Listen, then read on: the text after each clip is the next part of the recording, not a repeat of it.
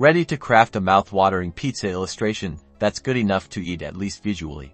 Excellent. Let's dive right into Adobe Illustrator first. Make sure you've got a new document open. Double-check your fill and stroke settings for this project.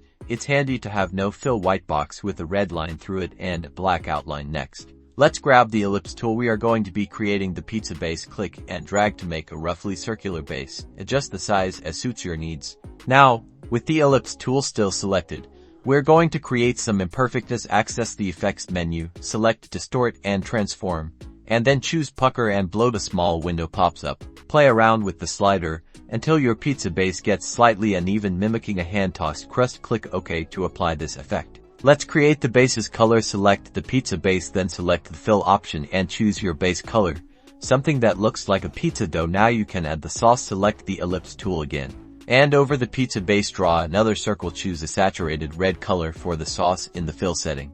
Let's make those delicious toppings again. Using the ellipse tool, create smaller, irregular circles for the pepperoni. Use the fill option to choose your vibrant red color, then duplicate these pepperoni circles by selecting copy and paste, scattered across the pizza euro, slightly overlapping the sauce. For the final touch, we add cheese, using again the ellipse tool and using the same method used for pepperoni.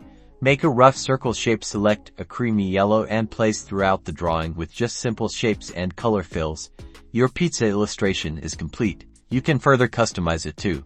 And that's it. You have created a delicious looking pizza illustration in Adobe Illustrator. Remember that with these techniques, you can let your creativity flow and create other delicious food illustrations. Remember to give this video a like and consider subscribing. Bye for now.